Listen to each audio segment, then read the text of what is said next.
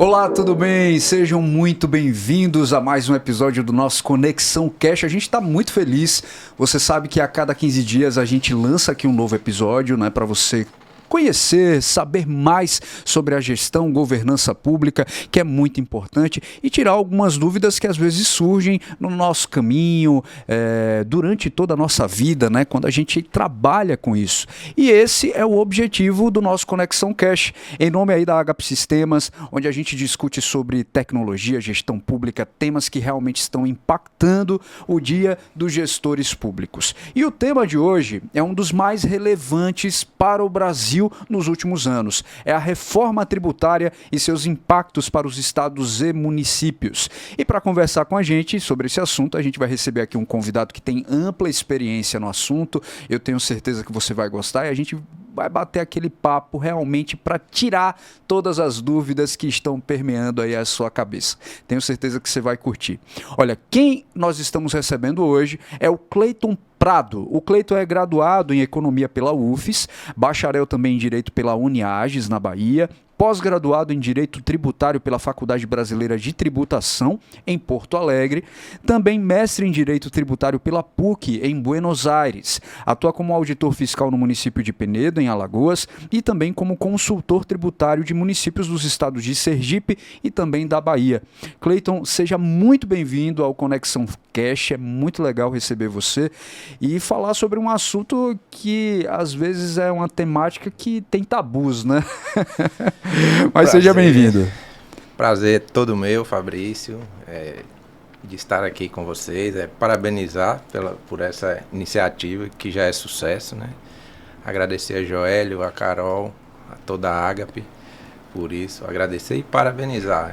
Eu acho que é o que vocês estão fazendo como utilidade pública também, né? Porque é um assunto já sexagenário, pode-se dizer, e que agora virou realidade, né? A reforma tributária virou realidade no Brasil e impacta a vida de todos, tanto entes públicos como pessoas físicas. Então nós vamos bater esse papo aqui o mais natural possível, que seja uma conversa bem natural, bem leve e que consiga passar um pouquinho da mensagem para as pessoas que estão ouvindo. A gente sabe que é um assunto que é bem denso, né? A reforma tributária, como você diz, ela vem aí há vários anos sendo questionada, discutida, e o povo, por si só, às vezes acaba meio perdido, né? Com tantas informações. Mas antes da gente discutir, eu queria que você falasse um pouco da sua trajetória, né? Como é que você chegou até aqui, o porquê desse interesse em trabalhar com um assunto que às vezes é um pouco chato, não vou mentir, mas...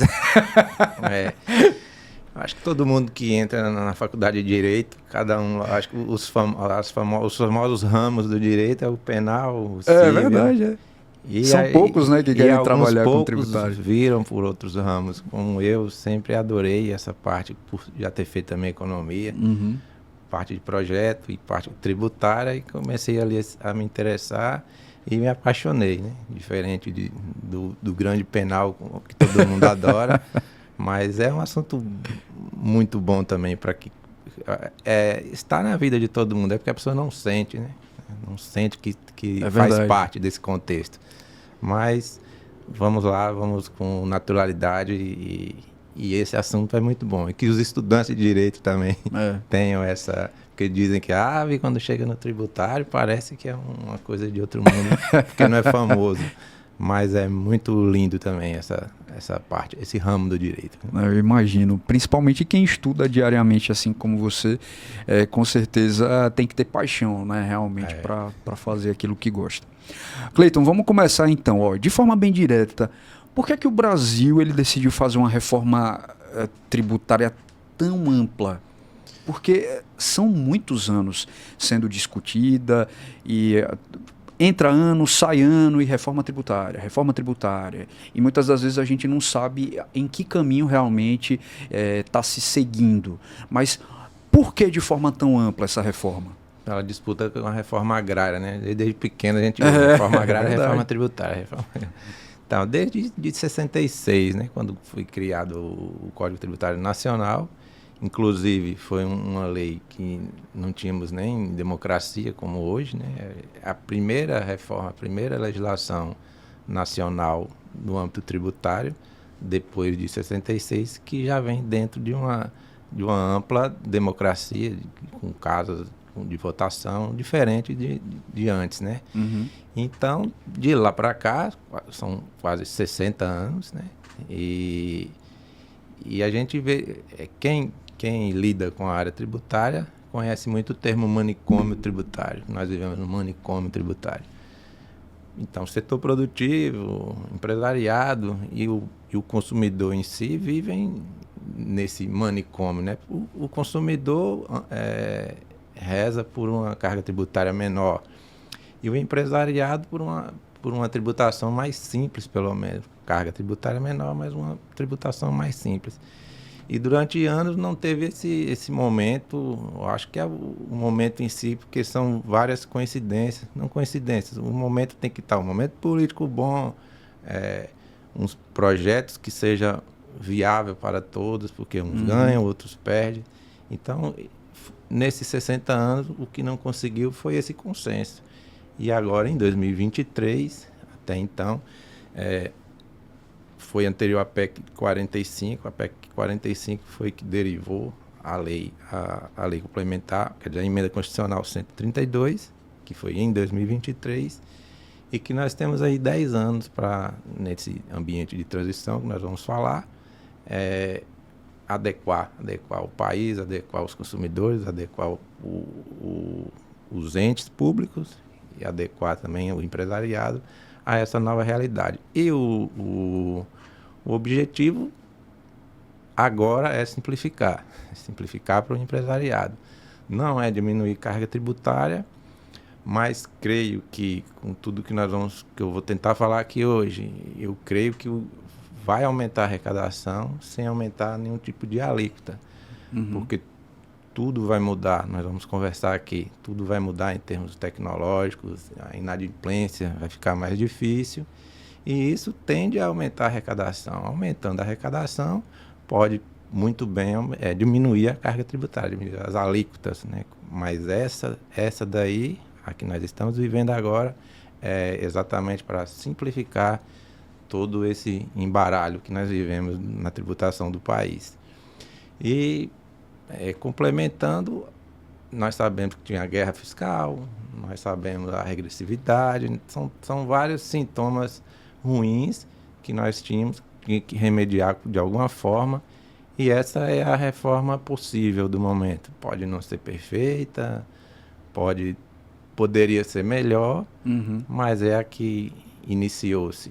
Colocaram uma transição de 10 anos, e eu acho que nesses 10 anos dá para sentir o que pode ser feito posteriormente, né? Uma das coisas que a gente sempre pensa, né, principalmente o povo, né, as pessoas acabam sentindo, mas não sabem o quê, porque não sabem de onde que estão vindo. É claro que a gente pensa muito nessa formalização das alíquotas, que é o que hoje eu acho que é o que mais mexe no bolso do contribuinte, né, em relação a isso tudo, mas talvez com essa mudança a gente perceba que esse futuro ele vai ser melhor, né, obviamente, mas vamos pensar principalmente nos impactos. A gente tem municípios de grande, médio e pequeno porte. Isso. Vamos pensar naquele pequeno. Como é que ele vai ser impactado, por exemplo, por essa reforma? Então, quando se fala em impacto para município, nós estamos falando de municípios aqui, né? Municípios, você tem que pensar, o município tem que pensar de duas formas, né? A forma financeira, nas suas finanças públicas, e na forma econômica do município como cidade. Sim. Né? Então são duas respostas em uma só. Indo para o lado financeiro, vai impactar em quase todas as receitas do município. Para quem pensa que é só uma mudança de um tributo, está muito enganado. Veja que nós podemos falar mais adiante em relação a... Nós vamos falar, né, sobre os tributos que vão ser transformados. Mas, a título de exemplo, o IPI é um dos impostos da União que vai ser extinto, com exceção da Zona Franca de Manaus, que vai impactar o FPM, o famoso Fundo de Participação dos Municípios, que é a primeira receita de municípios pequenos e médios, no mínimo, né? A segunda receita desses municípios é a chamada cota parte do ICMS, né, que eles recebem, que é uma transferência dos estados para os municípios. A distribuição vai mudar 100% com essa reforma. Vai mudar para... A distribuição vai ser em relação ao número de 80% em relação ao número de habitantes.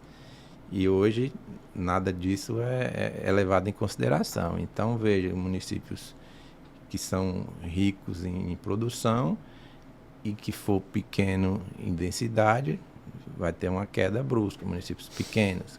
Então, eles devem se ater a isso, né?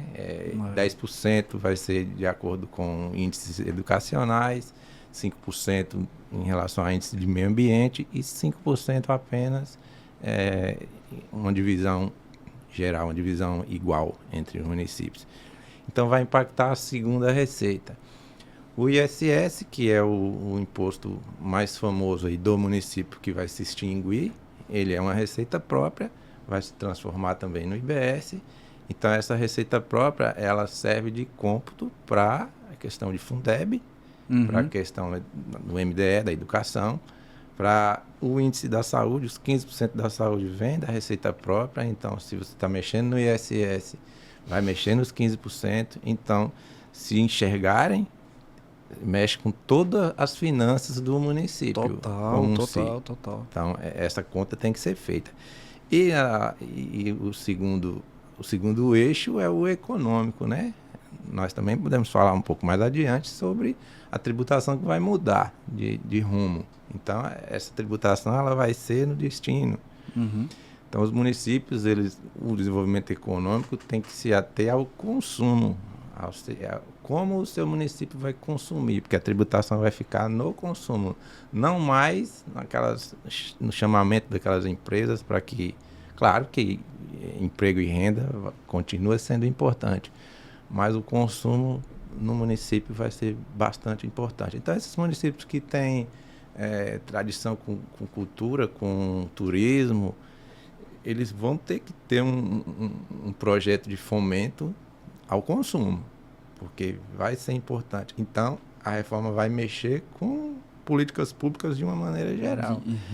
Tudo, então, né? Se a gente for falar em tudo, na população, em termos gerais também, né? Então, assim, a resposta nesses dois eixos, eu acho que já dá para que prefeitos, secretários, já façam as contas direito e que tenham um projeto de médio a longo prazo, porque o que vai ser importante para o futuro é o consumo no seu lugar, na sua cidade, no seu estado. Não mais aquela produção como é hoje em dia, entendeu? Então, o que a gente vai perceber é que, de fato, o planejamento vai ser muito importante, né? Durante todo esse tempo, para que o município realmente conheça de onde vêm as suas fontes, de onde você precisa ter mais atenção, até porque você vai perder muito essa arrecadação, né? E falando nisso, nessa arrecadação, você já tocou em um dos pontos, o IBS e o CBS, né? O que é que exatamente são esses novos tributos? Como é que eles se relacionam? Como que eles vão serem abordados dessa maneira diferente, né? A gente está falando aí de novos impostos, entre aspas, que na verdade eles foram reformados, né? Sim. A gente pode dizer assim. Sim. Então, nós vamos se adequar ao resto do mundo, né? O IVA, que é o chamado Imposto de Valor Agregado, ele já está em 174 países, a maioria. E o Brasil não estava, um dos poucos países que não estava, porque nós somos de um país continental, os 3 entes com muita autonomia, né? E cada um no seu quadrado. E esse IVA nos outros países, principalmente da Europa, ele é um imposto único ali, unitário, países unitários, que é do governo federal de lá, o chamado governo federal de cada lugar, e ele distribui para baixo. Aqui no Brasil ele é um pouco diferente, porque são 3 entes, né, que não quiseram, não querem perder suas autonomias, com razão. Então nós tivemos que ter um IVA tupiniquim, que não tem em nenhum lugar do mundo, o chamado IVA dual.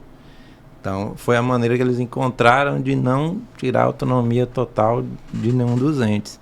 Então por isso criaram o IVA dual, e dentro desse IVA existem os dois impostos, o IBS, que é um imposto sobre bens e serviços, e o CBS, que é a contribuição de bens e serviços. O CBS é da União, e o IBS é a junção do ISS e o ICMS dos estados, o ISS do município e o ICMS do estado. Então conseguimos fazer esse IVA dual para conseguir passar no Congresso sem retirar muito a autonomia dos entes. A União ficou tranquila, mas estados e municípios é uma mudança brusca, total, porque vai ser um imposto compartilhado, coisa que nunca houve aqui no Onde se país. Ganhava sozinho praticamente. Então, essa é a principal, nos entes públicos, é a principal mudança que eles vão ter que se entender agora. Estado e município, na verdade, é um só em relação ao IBS. Então, é uma mudança total de paradigma. Uma mudança dessa, assim, que vai ser uma mudança drástica, né, de magnitude realmente gigante. Mas o que é que acontece? Como é que vai funcionar esse período, principalmente de transição? Você falou durante 10 anos isso vai acontecer. Esse prazo ele já se iniciou, e quando é que ele termina? Tem alguma forma também de avaliar se realmente está dando certo? Se pode haver mudanças ainda durante esses 10 anos? Então, como nós já falamos, a emenda constitucional 132 foi aprovada em 2023. Então, a transição foi criada ali para 10 anos, até 2033. Então, na linha do tempo, cada um desses anos ele vai ter uma possibilidade de adequar a legislação. A legislação foi criada, a teoria, certo, né? E essa teoria está sendo transformada na prática agora. Então, 2024, 2023 foi a emenda constitucional, 24 e 25, aí vem todo esse boom da tecnologia, transformar isso em plataformas, em sistemas, né?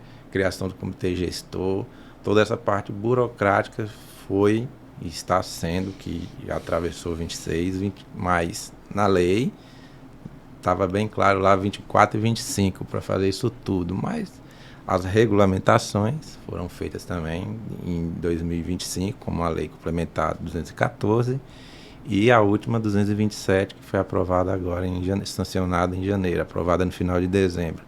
Essas legislações o quê? São as regulamentações da emenda constitucional. Então tinha essas duas funções, esses 2 anos, 24 e 25, essas duas funções, regulamentar e transformar isso aí em tecnologia. 26 seria já o início dos testes, que está sendo, porém, a inclusão do IBS e CBS nas notas fiscais seria a partir de janeiro, agora, com uma alíquota reduzida, que seria a alíquota teste. O IBS seria 0,1% de alíquota, e o CBS 0,9%. Então era uma alíquota teste de 1% no geral, incluída nas notas fiscais de serviço e de mercadoria, para que fosse se adequando na transição. O SERPRO, que é a empresa de tecnologia da Receita Federal, da União, que está sendo responsável por esses sistemas, não conseguiu incluir isso até em janeiro, até porque uma das leis, a 227, foi aprovada no final de dezembro de 2025 e sancionada já em janeiro. Então não deu tempo. Então o comitê gestor, eles criam os chamados atos, o ato número 1, o ato número 2, ali são tipo resoluções informando o que está acontecendo com essa norma, está trazendo para a realidade. E eles informaram no ato número 7, que foi agora, parece que 23 de dezembro de 2025, comunicando que foi prorrogado esse prazo da inclusão desses impostos na nota. deram lá um prazo de 4 meses para dizer como se iriam obrigar de novo. Então, se você olhar a lei, ela está lá, a obrigação, janeiro de 2026.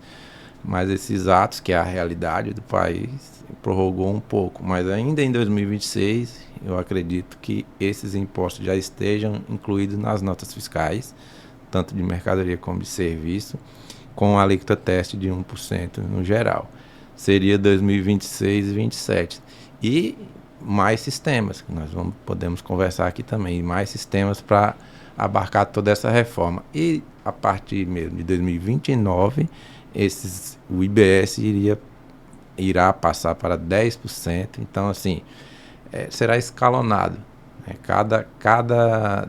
Cada ano vai aumentar 10% do IBS e 10% vai diminuir na alíquota do ISS. Então, 2029, a alíquota do IBS vão incluir 10% e normalmente o ISS é 5%, então vai reduzir 10% dos 5%. Ficaria 4,5% durante um ano, no outro ano cairia mais 4,5%, então é fazendo conta. Cai 10% de um, sobe 10% de outro, até 2033. 2033 extingue-se o ISS e o ICMS por vez, e o IBS e CBS entram com 100% total da sua alíquota. Uhum. Uma das coisas que a gente pode discutir aqui, né, como ponto central, é esse princípio do destino, que muita gente, com certeza, achou ruim por um lado, outros ficaram super felizes. Mas o que é essa tributação no destino e por que que ela virou tão relevante? Acho que quem está super alegre são alguns municípios que vão ganhar bastante com isso, né? Os consumistas. Então, só para explicar que hoje em dia a regra geral do direito tributário do consumo, né, que nós estamos falando aqui de tributação do consumo, ela primordialmente é tributada na origem, né? Então, quando se fala em serviço, é no estabelecimento prestador, onde está aquele nome lá no CNPJ, de onde é a empresa daqui. Então, em regra geral, é tributado na sede, com algumas exceções, que é a Lei Complementar 116, que é a do ISS. O artigo 3º, ela cria ali algumas exceções, que é tributada no local da prestação. Sim. Mas, em regra geral, ele é tributado vamos chamar de sede, mas é no estabelecimento prestador. Como também ICMS é no estabelecimento produtivo. Então, isso é uma maneira de cobrança. E só falando em serviços, só a lista de serviços são 366 itens da lista de serviços. E então, essa tributação foi toda jogada para o destino. O que é isso? Vai ser, ao invés de ser tributado ali no estabelecimento prestador ou no estabelecimento produtivo, vai ser tributado no município, no estado do consumo. Então, é uma mudança drástica de 100%. Né? Então, era tributado na origem e vai ser tributado agora no final. No final. Né? E isso porque uma das situações é exatamente criar esse fomento nos municípios para consumir, o consumo. E algumas coisas dentro dessa reforma também vai ser, eles pensaram o seguinte, tributar no final. Então, hoje a cadeia produtiva ela é tributada em todas as suas fases. Né? Ela é cumulativa, né? E com a reforma, com o IBS, o início da produção vai poder ser tributada, mas ele vai criar crédito nas produções seguintes. Então, a partir do momento que vamos criar aqui um exemplo de um produtor de leite, que ele vai vender para um laticínio, ele vai recolher o tributo e vai criar o crédito dele. Então, depois, quando ele for pagar um tributo, ele vai descontar esse crédito que ele tinha.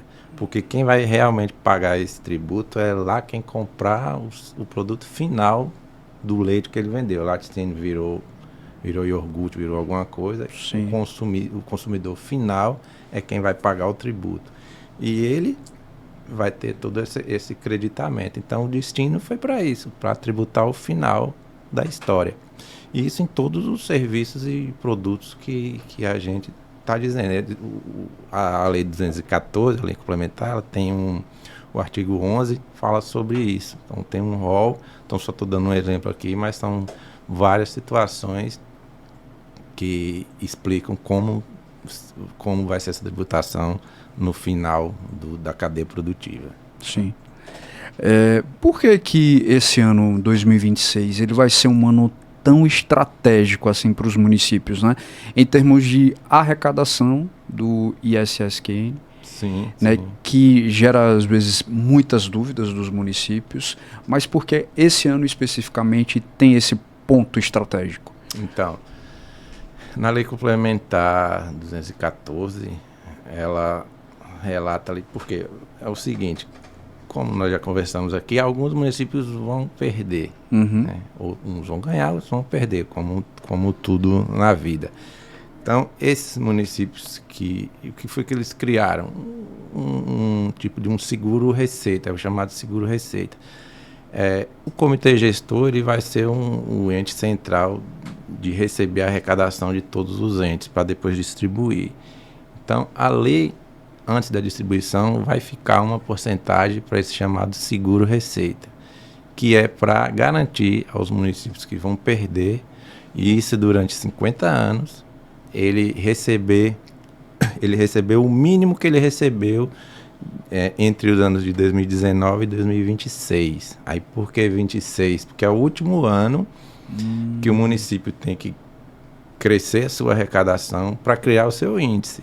Então, 2027 vai ser relatado os índices de cada município. Então, esse é o último ano que o município tem que rever suas leis de isenção, de abatimentos, criar fiscalização, cobrar seu passivo, porque para ele ter que terminar dezembro com uma arrecadação maior, porque é como se fosse uma pizza, né? Se você arrecadar mais, o outro vai estar com um índice menor. E se você ficar quieto, outros municípios vão lhe achatar. Então, 2026, para quem não sabe, é um ano crucial para o ISS. Para que você, então, se você crescer o seu índice em 2027, esse índice vai lhe garantir por 50 anos essa arrecadação que você teve nesses 7 anos. Em outras palavras, é o ano do desespero é o ano de você... para os municípios, né? Isso.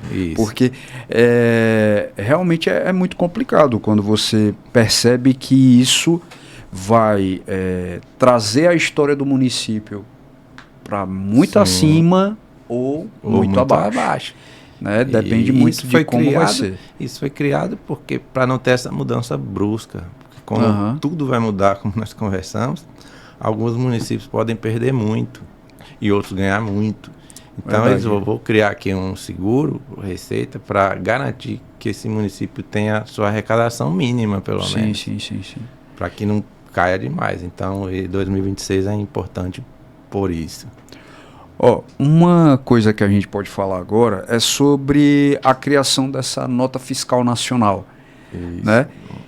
O que é exatamente essa nota? Por que ela foi criada, já que a gente já tinha um modelo de nota, né? Sim. Mas esse modelo de nota nacional parece que pode ajudar principalmente aos municípios, em se tratando principalmente desses novos impostos, né, que foram agregados. Sim. Primeiro, ela não é nova, né? Ela não é nova porque a nacional, a padronização nacional, ela não é nova. Existe uma associação chamada ABRASF, né, que é a Associação Brasileira da Secretaria de Finanças das Capitais. Eles já se unem desde 2015 que eles criaram o Padrão Nacional de Nota. E outras coisas também eles já criaram, o Padrão Nacional de Declaração de ISS bancário. Eles se unem e criam para as capitais, porque eles acharam que seria melhor para eles, a princípio, né? Então, desde 2015, essa nota fiscal padrão nacional existe. E para outros municípios era opcional. Então, aí com as conversas da reforma e claro, a efetivação, seria impossível um país de 5.560 municípios conseguir enviar dados para um comitê gestor se não fosse padronizado para que ele consiga distribuir E isso não é só distribuir os valores, é distribuir cashback que tem no CBS, é a questão que nós conversamos agora sobre os créditos. Então, como uma plataforma ia receber informação de todas as maneiras, de todos os tipos de notas, sem padronização. Sem padronização. Então, esta nota fiscal padrão nacional, pegaram da Abraço e agora virou obrigatória. Então, o ano passado foi esse corre-corre em 2025, porque a emenda constitucional era taxativa em dizer que 1º de janeiro de 2026 era obrigatório sob pena de bloqueio das transferências voluntárias e transferências constitucionais. Então, os municípios poderiam ter bloqueio de FPM, as próprias emendas não seriam executadas. Por quê? Porque ela obriga, senão a reforma não anda, né? Então, tem muita coisa na lei lá com obrigação que tem a lógica por isso. Então, criou-se a nota fiscal padrão nacional, por obrigação agora, que ela não é muito diferente de todas as notas que nós conhecemos. E aí, em 2025, já meados de 2024, né, antes de 2025, viu-se que seria impossível os municípios conseguirem se adequar a isso, porque existem várias empresas que prestam esse serviço de nota fiscal e poderiam entrar nesse padrão. Então, criaram essa ressalva de que municípios que tinham, né, essas empresas prestadoras de serviços, como a Ágape é um exemplo, que emitem nota fiscal por terceirizadas, eles poderiam continuar, desde que as empresas pegassem o layout nacional e adequassem algumas situações da nota fiscal. Então, foi isso que aconteceu. Algumas empresas apostaram, acho que aposto que o país sempre prorrogam as situações, mas viu-se que não tinham saída. Então, as empresas que continuaram no mercado, que estão aí, elas hoje já são padronizadas pela nota nacional, que continua emitindo as mesmas notas como sempre, e a diferença é que esse pessoal da nota própria, eles têm que enviar para o repositório nacional essas notas locais de seus sistemas. Então, ficou ok, porque padronizou a informação. Então, não é só a nota fiscal padrão nacional, agora virou as informações nacionais. E isso, o país, agora me parece que no país inteiro tem menos de 20 municípios que ainda não se adequaram. Muito pouco. Então, foi sucesso, muito por conta da obrigação da ameaça do bloqueio, né, também. Mas é por isso que eu disse, a reforma de 2023 e essas adequações são muito pesadas de cumprirem o prazo, né? Sim, eu quis dizer, para cumprir. Mas estamos indo, está dando certo por enquanto. Você que está assistindo o nosso episódio de hoje, a gente está recebendo aqui o Cleiton Prado e nós estamos falando sobre a reforma tributária, né? Todas as dicotomias que às vezes aparecem, as dúvidas desse processo de adequação aqui no Brasil e que muitas das vezes geram muitas dúvidas, né? Que a gente está tentando tirar aqui junto com você. O nosso podcast no oferecimento da Ágape Sistemas, e a gente vai falar agora, Cleiton, sobre o portal nacional dessa nota fiscal, né? Qual é o papel desse portal dentro desse novo sistema tributário? Porque muitas das vezes a gente pensa, é claro que a padronização ela é muito importante, né? Mas às vezes a tecnologia assusta esses municípios mais antigos, né? Alguns gestores que são acostumados da forma antiga e se assustam. Como é que eu vou agora me adequar a esse novo modelo, né, de tecnologia para que de fato eu padronize todo o nosso sistema? Então, é enxergar as oportunidades, né? Nós falamos sobre a nota fiscal padrão nacional e então o comitê gestor, no caso, criou-se um portal nacional da nota, que é uma plataforma. Então, a nota é um dos produtos do portal nacional de nota fiscal.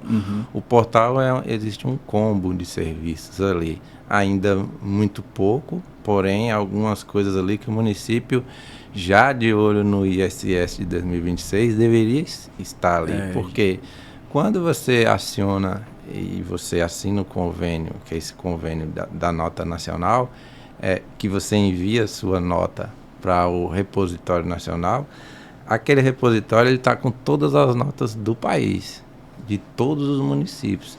Então ali existem filtros importantes para o município, como por qualquer município que você pensar que você que é do município que tenha habilitação, digitar o nome do seu município, vai sair todas as notas que citaram o nome do seu município ali.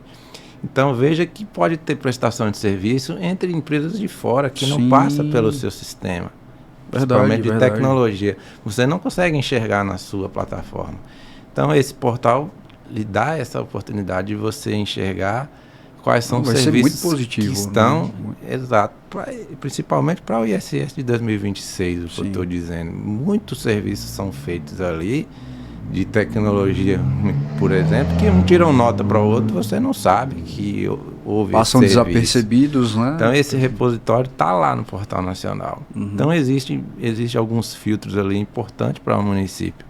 E também pegar aqueles layouts e você fazer sua gestão tributária, sua gestão da sua nota. Você tem das informações ali padronizadas.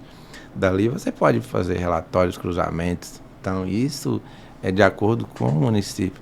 Esse portal veio para lhe dar esses layouts, esses manuais, e toda a informação, né? O portal lhe dá a informação e cada município vai tratar da maneira que for adequada. E outros produtos serão inseridos ali dentro, com o passar do tempo. Produtos que estão ditos na emenda constitucional. Esse portal vai servir para isso. Muito bom. Acho que a padronização vai ser muito incrível, além de dar facilidade, né, para quem já trabalha com isso. Eu acho que principalmente como a gente estava falando, nesse ano desesperador para os municípios, né, que querem buscar essa arrecadação, vai ser muito importante. Ô Cleiton, como é que ficam dentro desse novo modelo os setores que tradicionalmente não emitem a nota fiscal, né? Que com esse sistema financeiro, a gente pode dar o exemplo, planos de saúde, né, o leasing, concursos de jogos, enfim. Como é que essa galera que não emite, mas está gerando muito dinheiro, né? Muito dinheiro. Então, a reforma, esse pessoal vai estar na fila, né? Como eu disse para você, o portal, vão ser criados outros produtos. Né? Que são esses novos serviços acessórias. Então, a nota fiscal padrão nacional foi o primeiro, né? Foi o primeiro e nós estamos na transição, né?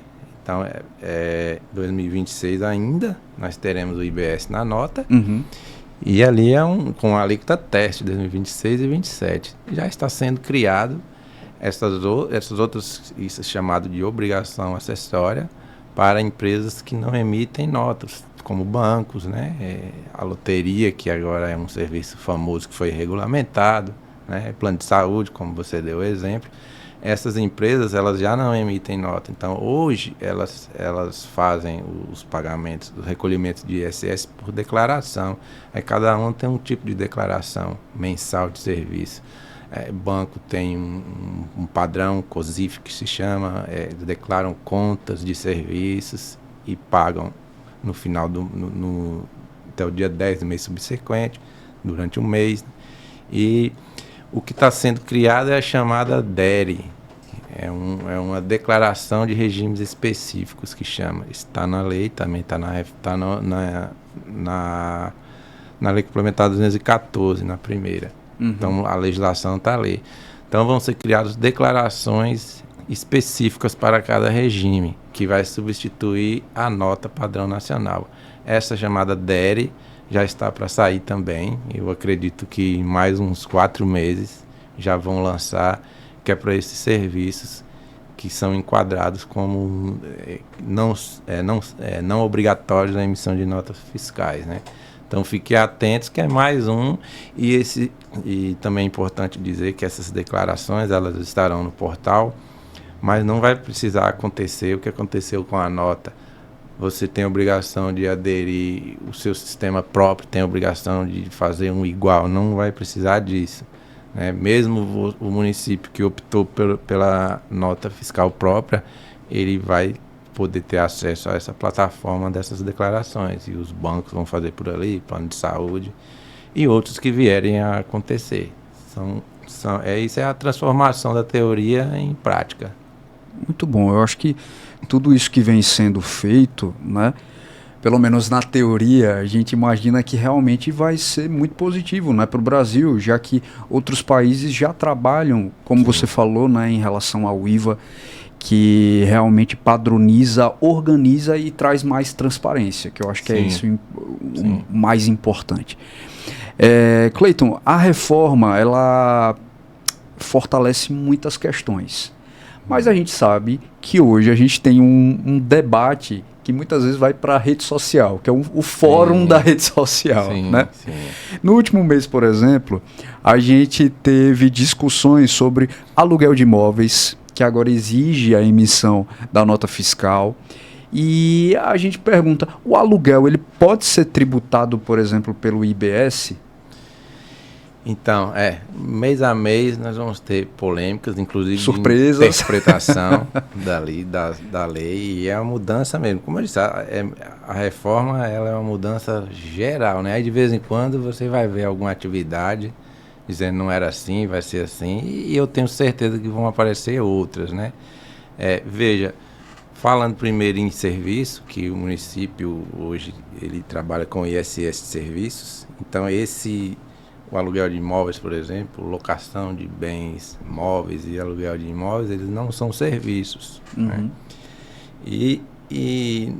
Com o passar do tempo, né, a alocação de bens móveis, por exemplo, a alocação de veículos, por exemplo, ele ficou no limbo. Ele não é serviço e ele não é mercadoria. Porque quando você loca um automóvel, o bem vai todo para você, não há nenhum serviço prestado pela empresa ali, né? Ele entrega o bem. Sim, verdade. Não transferiu para você, ele não é ICMS, não é nenhum serviço. Então, o judiciário, isso não é serviço, isso também não é ICMS. Ficou sem nada. Essas pessoas... hoje é categorizado... Hoje está no limbo. No limbo, literalmente. Hoje é limbo. E o IBS, o fato gerador do IBS, ele vai tributar todo o ato oneroso de bens e serviços, né? É a operação onerosa de bens e serviços. Então, vai entrar tudo. Aí o aluguel, que é a polêmica do mês... desse mês, Existem algumas regras de tributação do aluguel, mas não é o que diz o TikTok, que vai cobrar que você tem uma casa e está alugando, não. O aluguel tem que se transformar numa operação empresarial, primeiro. Veja, uma imobiliária alugando imóveis, ela tem que emitir nota. Sim. Por quê? Porque ela é uma empresa, né, diferente. Então, isso aí é sem dúvida. O que dizem muito é da pessoa física, né? Pessoa física, então tem as regras da lei complementar, essa é a 214, diz o seguinte: se você, pessoa física, o fisco tem que lhe configurar como um estabelecimento comercial. E como isso, então, eles colocaram critérios objetivos. Na lei diz, se você alugar 3 imóveis, a partir de 3 imóveis, se você tem, ali você já tem eles já consideram, a lei já considera que você tem um ramo empresarial ali. Então, ele vai tributar pessoas físicas a partir do 3º imóvel, o IBS. E a segunda opção é, mesmo que você tenha um imóvel só, mas você é um milionário, então se esse aluguel for superior a R$240 mil em um imóvel, que você sabe que tem ricões aí. Claro. Então, essa pessoa, se tiver um imóvel com um aluguel maior de 240 mil, também vai ser tributado pelo IBS. Essa é a regra do momento. Essa é a regra. Então, não é pessoa que tem um aluguel de uma casa só, nem muito menos o locatário que vai pagar, que é o que rede social diz. Então, essa é a regra e não precisa fazer isso agora. Não é serviço, né? Eu já falei, isso não é serviço. Uhum. Só vai começar a ser tributado quando o IBS vier à tona nas notas fiscais. A partir do momento ali que tiver a obrigação do IBS, terá a obrigação da emissão de nota. Então, mesmo que seja 0,1, essas pessoas que eu falei, ela vai ter que emitir a nota com o tributo de 0,1%. E no futuro, subindo. É porque a gente sabe que o fórum das redes sociais, né?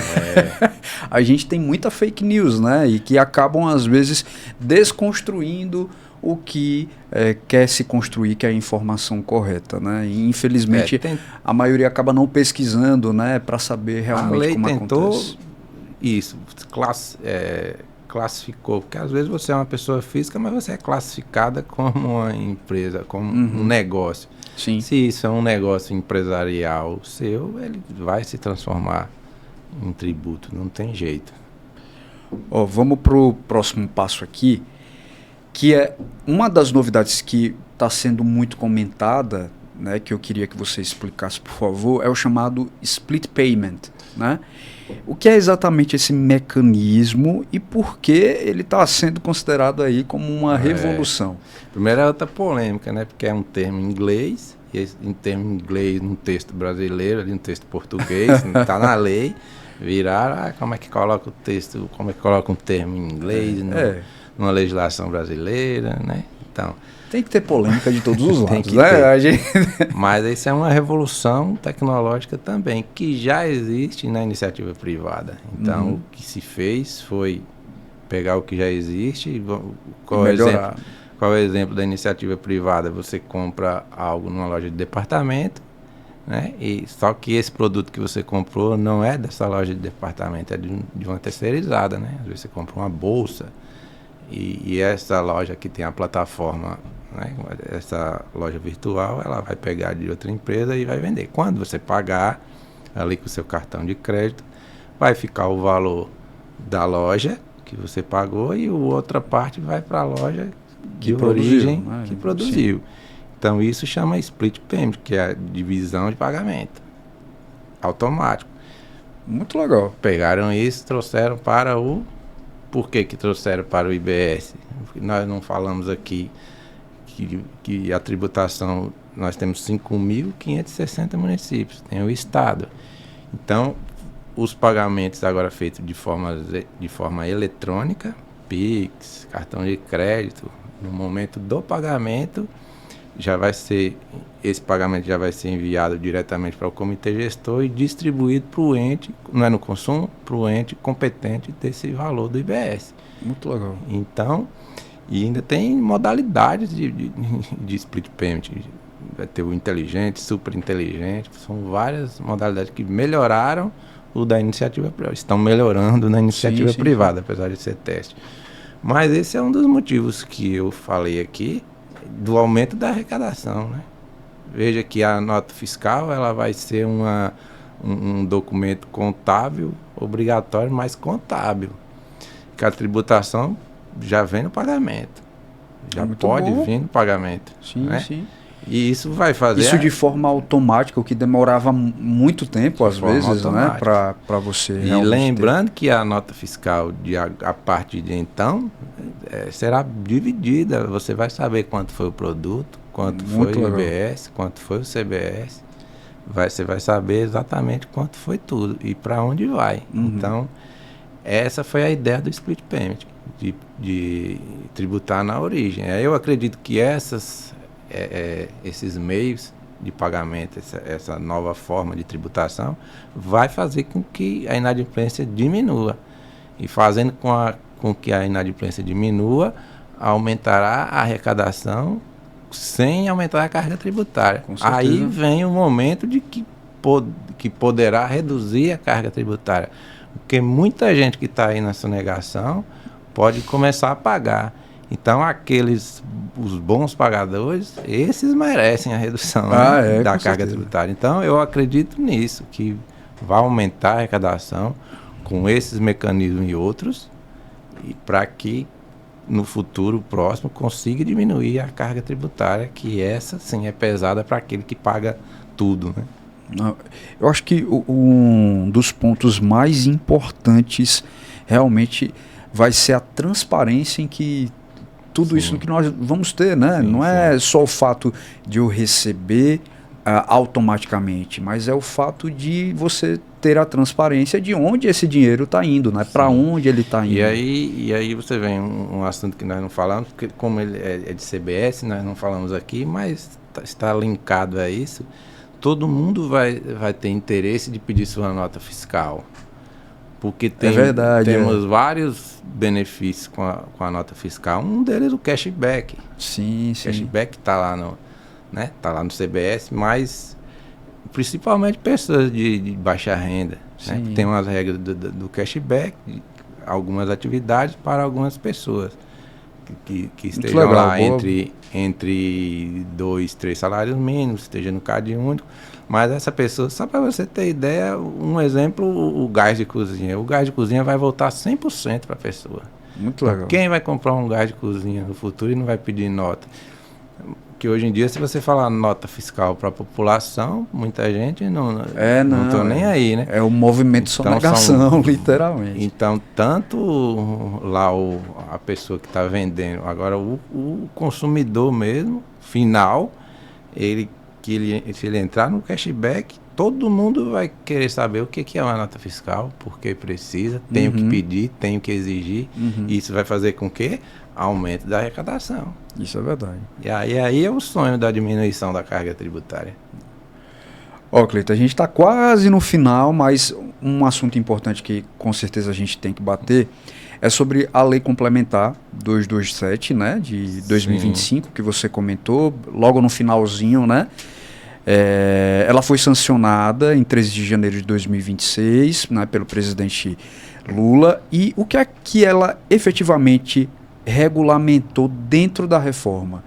Porque foi tudo muito corrido, algumas informações, inclusive, como você comentou, acabaram se perdendo no prazo, né, que eram já para ter começado em 2026, mas foi aprovada em dezembro, sancionada em janeiro, então tudo muito em cima. Então o que é que a gente pode esperar a partir de agora, já que ela já entrou em vigor? Então, ela veio primeiro a 214, que foi do início de 2025, ela criou o chamado Comitê Gestor. Né? E esta 227, ela criou a forma de eleição, né? De composição desse Comitê Gestor, e que estava aí no limbo também. Né? Os estados indicaram. Porque, como eu disse, a legislação veio lá de 2023 e foi chegando, 24, 25, e esse comitê gestor tinha que ser criado para que essas regulamentações viessem. E toda essa tecnologia, as resoluções, como vai ser isso, como vai ser aquilo, enquanto não fosse criado, nada ia acontecer. E aí a parte do município deu confusão na criação.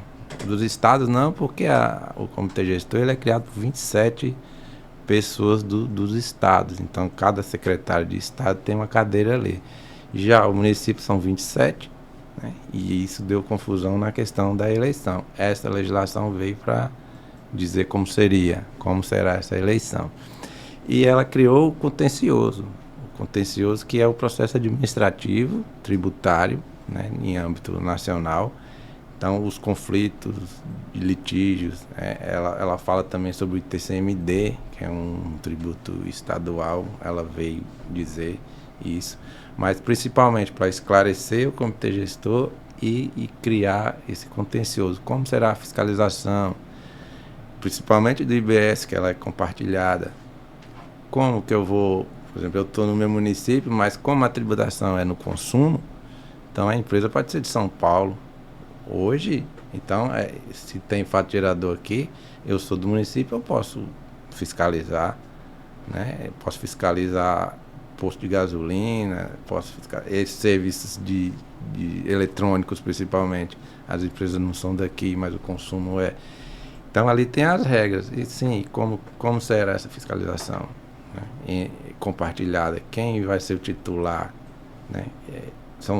A empresa vai conseguir, por exemplo, uma multinacional, uma empresa grande, ela tem capilaridade nos 5.000 municípios. 5.000 vão fiscalizá-la? Aí ela não vai aguentar, né? Então, como será isso? Essa lei veio dizendo. como são os critérios de fiscalização para essas empresas que, como a tributação é no consumo, é empresas que vendem para o Brasil inteiro. Então, os dois itens principais foram esses dessa última lei. Muito importantes, inclusive. Importantíssimo. Muito importantes. Ó, Cleiton, para a gente encerrar, qual é a mensagem que você deixa aqui para a gente, principalmente para prefeitos, secretários de finanças, que inclusive você me falou hoje que já atuou, né? Já passou, já esteve do outro lado. E também esses servidores da área tributária, né? Que estão nesse momento de transição, que eu tenho certeza que devem estar coçando a cabeça sem saber, meu Deus, por onde começa, por onde vai, e vem aí lei sancionada, o que é que eu preciso prestar atenção. Então, qual é o seu conselho que vive aí diariamente essa reforma tributária? Olha, são vários, mas não temos muito tempo. Cite alguns. Podemos ser 3, né? Porque cada um tem sua função aí. O principal, o prefeito, né? Nós conversamos aqui, o prefeito tem que enxergar agora o futuro em relação ao consumo. As políticas públicas para o consumo. Dos seus próximos 50 anos. Ele tem que enxergar o desenvolvimento econômico da sua cidade diferente em relação à tributação. Não mais aquela, eu quero indústria, eu vou baixar a alíquota porque vai vir uma empresa nova. Não terá mais isso. Então, a mudança de paradigma da cabeça do prefeito em relação a isso e a estrutura do setor tributário. Não vai dar para fiscalizar Google, Spotify, inteligência artificial, com a estrutura que tem hoje em dia, né? Não tem condições, não tem capacitação e tudo. Então, o gestor tem que enxergar o setor de tributos assim. Inclusive, o imposto é compartilhado, então ele tem que estar de um nível igual a um auditor estadual, por exemplo. Então, tem municípios que não chegam nem perto dessa realidade. O gestor tem que enxergar esse futuro aí, que a tributação está aí. O secretário de Finanças fazer as contas que nós fizemos aqui. Quem é o seu município, em que região que ele está, qual é o número de habitantes, qual será o impacto? Faça suas contas. E também brigue pelo desenvolvimento econômico, como eu preciso de consumir aqui, mas o secretário de Finanças ele tem que fazer conta para saber, logo ali adiante, 2029, começarão as perdas. Então ele tem que saber onde ele está nesse contexto, para que ele tome as providências necessárias no seu município em relação às finanças. E ao setor tributário, aos servidores de tributos, é uma palavra só: estudem. Estudem bastante, porque é isso, você agora, a base de incidência ampla. O servidor municipal só tratava de ISS. E agora vai abrir o leque. Amplificou muito. É estudar e se capacitar. Leia bastante e se capacite, porque logo ali a complexidade que já não era pequena para o ISS, vai aumentar muito. E é isso, vai ser compartilhado com o Estado. Então, se capacitar. Se eu pudesse falar alguma coisa, era estudem. Acho que ter o conhecimento nas mãos te dá poder, né? Inclusive de saber o que é que vai acontecer dentro do seu município, do seu estado, o que é que vai acontecer no Brasil, né? Porque afeta todo mundo, não afetam só as empresas, vai da pessoa física até grandes, pequenas, né? Enfim. Exatamente. Então, realmente prestar atenção. Cleiton, muitíssimo obrigado, a gente fica muito feliz você ter aceitado o nosso convite, a gente falar de um assunto que gera polêmicas e, como eu falei logo no início, é um assunto muito denso, tem muita coisa, eu acho que um podcast muito difícil, né? A gente falar de tudo que poderia ter aí e você trazer esse conhecimento, mas a gente fica muito feliz em você compartilhar esse pouco para as pessoas que estão assistindo aí o nosso podcast.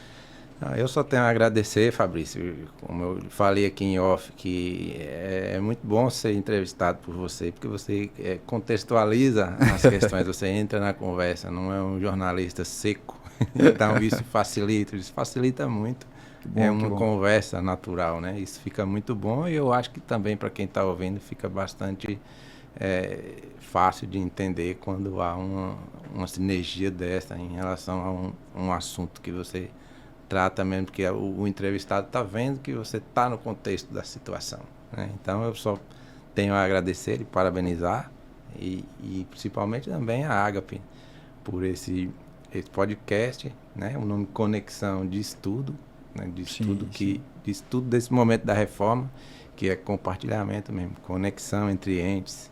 E esse nome foi muito feliz, e eu só agradeço e estou à disposição para outros que vierem. A transição são 10 anos e com certeza nós podemos voltar aqui, viu? Muito obrigado. Com certeza, Cleiton. Muitíssimo obrigado. Para você que está assistindo, a gente fica também muito feliz aí pela sua companhia. Você já sabe que a cada 15 dias a gente vem com um novo episódio falando sobre gestão, governança pública, que tem muito a se falar. A reforma tributária está lá só no pezinho de tantas coisas que podem acontecer, né? A gente já falou de várias situações aqui e que tenha certeza que ajudam bastante aos municípios, aos estados a crescerem ainda mais, e a você como cidadão, que é muito importante também ter conhecimento de cada coisa. Então, muitíssimo obrigado. É no oferecimento da Ágape Sistemas que a gente encerra esse episódio, e eu te vejo logo mais. Não esquece de seguir a gente nas redes sociais e compartilhar também esse episódio com seus amigos ou com todo mundo que deseja conhecimento de qualidade. Te vejo no próximo episódio. Até já!